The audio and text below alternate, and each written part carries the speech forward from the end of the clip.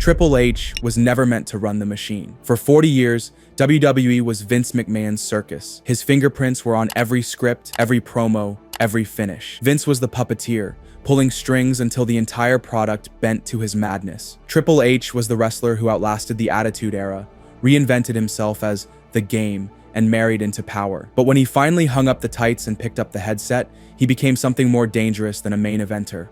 A booker fans actually trusted. That trust was born in NXT.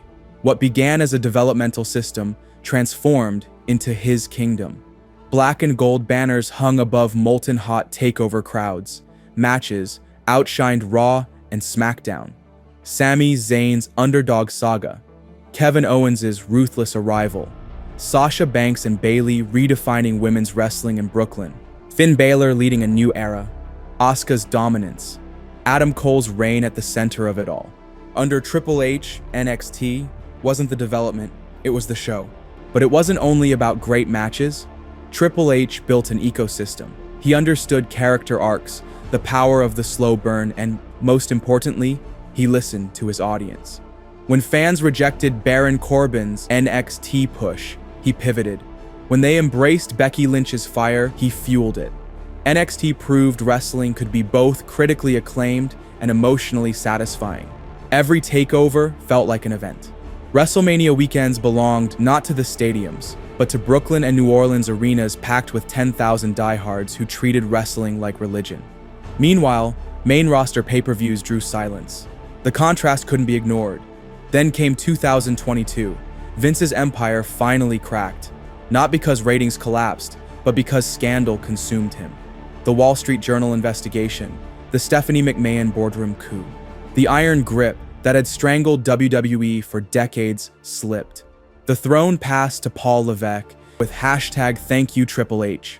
Wrestling Twitter called it Independence Day. The promise was clear. Papa H would take the black and gold philosophy and spread it across Raw and SmackDown. The developmental savior was ready to rescue the empire, and at first, he did. Wrestlers Vince had discarded returned to ovations. Karrion Kross walked through smoke and strobing lights. Dakota Kai got her moment. Johnny Gargano's return broke the internet. By WrestleMania 39, WWE was riding a wave. Over 160,000 fans filled SoFi across 2 nights, making it the highest-grossing WWE event in history. For the first time in decades, belief felt real. Triple H wasn't just the game anymore. He was the man who could reshape wrestling's future, the savior fans had been begging for. But revolutions never last forever, and the cracks were already showing. Triple H's first months in power felt like fresh air in a smoke-filled room. The bar was low, he wasn't Vince, and that alone bought him endless goodwill. Shows were steadier, matches had finishes that made sense. Wrestlers who looked half dead under Vince suddenly had life again. For a brief window, fans believed the revolution was real. But beneath the surface, cracks were already forming, dressed up in black and gold disguises. The first red flag was pacing. Triple H booked Raw and SmackDown like extended takeovers, with 25-minute TV matches that showcased technical wrestling but drained the crowd. What worked for 10,000 hardcore fans in Full Sail didn't translate to millions of casual viewers flipping channels on Monday nights. The unpredictability that once made wrestling appointment television was gone, replaced by structure, logic, and, most dangerously, predictability. Take Gunther's Intercontinental Championship reign. On paper, it was brilliant. A dominant monster champion who elevated everyone he faced. But in practice, it became formulaic.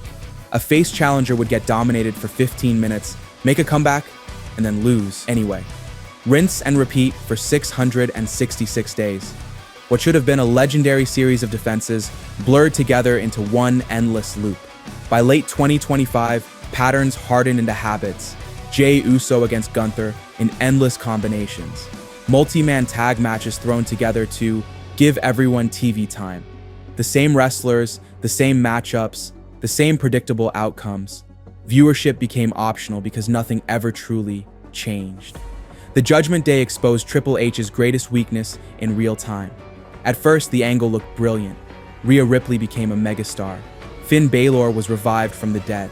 Dominic Mysterio transformed into the most despised heel in the company. At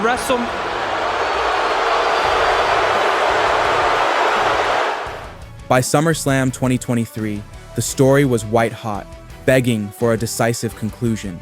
Instead, it dragged. Damian Priest joined, then turned, then rejoined. JD McDonough was added for no clear reason. What started as compelling television became a soap opera with no memory of its own plot. By the time real payoffs arrived, the audience was numb. That became Triple H's unforgivable sin, hoarding every meaningful moment for WrestleMania while treating the other 11 months like rehearsal. Wrestling thrives on momentum, on cliffhangers that demand you tune in next week. But if nothing matters until April, why watch in November?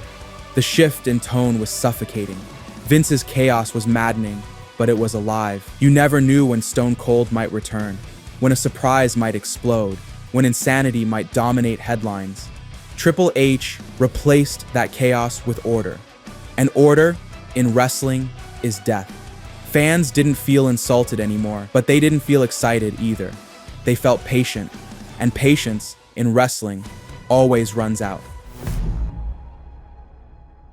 Triple H built his NXT reputation by elevating the stars the audience chose for him. He fought Vince to protect Sami Zayn. He gave Kevin Owens the stage to explode. He let the Four Horsewomen redefine women's wrestling. But on the main roster, that instinct twisted into something uglier. Favoritism that ignored what fans were screaming for. The clearest, most painful example was LA Knight. By the summer of 2023, he was undeniable. His "yeah" chant echoed through arenas. His catchphrases trended on social media. His merchandise outsold established names. The crowd had chosen him organically, the rarest and most precious thing in wrestling. All Triple H had to do was strike while the iron was molten. Instead, he hesitated. Knight was handed mid-card scraps while fans begged for more. He won the United States Championship, but by then, the moment had dulled. A once-in-a-decade organic rise was wasted, because Knight wasn't one of Papa H's pet projects. It was wrestling's ultimate sin, refusing the star the audience delivered on a silver platter. I'm pretty sure I was fired, and it just hadn't officially happened yet. Only to lose credibility in his first major feud. The Wyatt Six consumed months of television without a single meaningful payoff. Cameron Grimes was brought back from NXT exile, given nothing to do, and quietly released. These weren't pushes born from crowd demand. They were Triple H's toys, played with whether fans wanted them or not. Even worse was how he treated established stars. Dolph Ziggler, a 2-decade veteran with undeniable charisma, was released in his prime. Mustafa Ali, finally hitting his stride as a character, was cut mid-storyline. Hit Row returned without Swerve Strickland. These choices didn't make business sense. They didn't make creative sense. They only made emotional sense to someone clearing the board for his own vision. The pattern became maddening. If you were one of his chosen few, you got time, patience, and multiple chances to succeed. If you weren't, even if 20,000 fans were chanting your name, you were sidelined, minimized, or released. Drew McIntyre carried Raw through the pandemic, held multiple championships, but never received the sustained push that could make him mainstream. Instead, Triple H kept circling back to his NXT alumni, regardless of crowd reaction. This wasn't just about individual careers, it was about trust. Wrestling fans invest emotionally in their stars, and when those stars are ignored or wasted, that investment feels betrayed. Triple H was supposed to listen better than Vince. Instead, he listened selectively and only to his own voice. Wrestling fans blamed Triple H for every creative misstep, but the darkest truth was that many of them weren't his fault. The merger with UFC under Endeavor created TKO Group, turning WWE from a family empire into a line item in a billion-dollar portfolio. Sponsors, shareholders, and quarterly reports dictated creative decisions more than crowd reactions ever could. The impact was immediate and brutal. Mass layoffs arrived without warning. Entire storylines were shredded when wrestlers were cut mid-angle. Triple H brought back performers he believed in, only to watch TKO's accountants erase them months later. The most painful example was R-Truth, a veteran who never failed to get a pop, released in 2025 without ceremony like yesterday's trash. Fan outrage forced his rehiring, but the damage was already done. When Logan Paul leapfrogged into championship contention because of his YouTube subscriber count, fans pointed at Triple H. When Cinnamon Toast Crunch branding hijacked serious matches, they pointed at Triple H. When celebrity guests overshadowed hungry wrestlers, they pointed at Triple H. To the public, corporate interference was invisible. He was the face of creative, so every compromise landed on his shoulders. But Triple H also made his own bed with wrestling's oldest crutch, nostalgia. When creativity dried up or ratings sagged, the playbook never changed. Dust off the legends, play the music, pop the crowd, pretend the problem was fixed. The Rock's 2024 return showed the flaw. He stormed SmackDown, verbally tore down Cody Rhodes, dropped a people's elbow, and disappeared back to Hollywood. John Cena announced his retirement tour, cut emotional speeches about legacy, wrestled scattered matches, and vanished between appearances.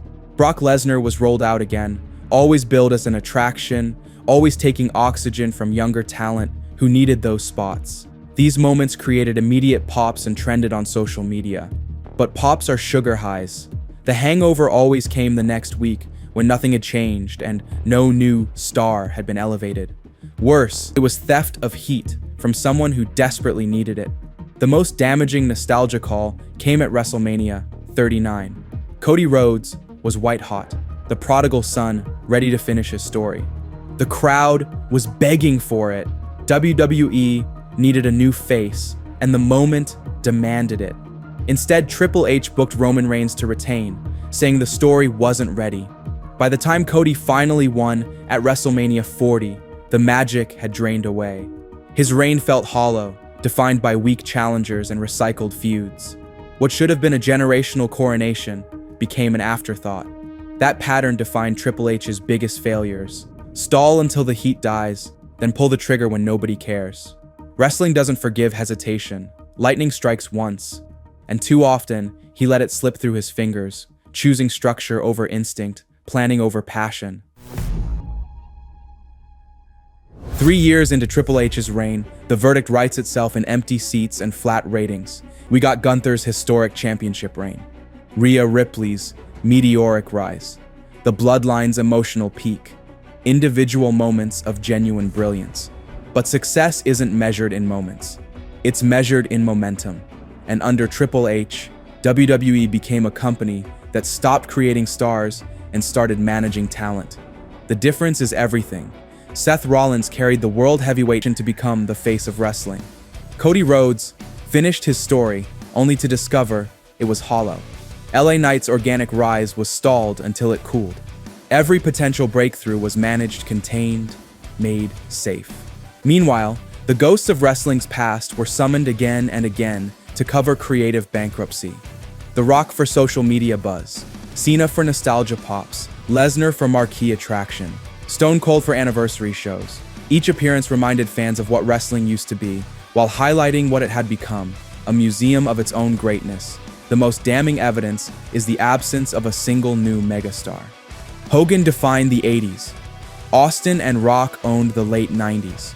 Cena carried the 2000s and the 2010s. Under Triple H's watch, no one has been added to that Mount Rushmore. Roman Reigns became a crossover name, but his rise began under Vince. Everyone else remains trapped inside wrestling's bubble, beloved by hardcores, invisible to the mainstream. That clean booking isn't compelling television. Managing talent isn't creating legends. And even accounting for corporate interference, the failures were his own. The refusal to strike when Knight was at his hottest. The choice to drag Judgment Day through endless loops. The delay of Cody's coronation. The addiction to nostalgia when new stars needed the spotlight. These weren't born on it. It will remember that when Triple H finally had the chance to reshape wrestling's future, he chose safety over risk, structure over chaos, management over magic. It will remember that when Triple H had the chance to finish the story, he failed. What do you think about the Triple H era? Was it greatness or just smoke and mirrors? Drop your thoughts in the comments. And if you want to see how the Saudi deal could ruin WWE forever, click on the screen right now. Don't forget to hit like, subscribe, and join the discussion.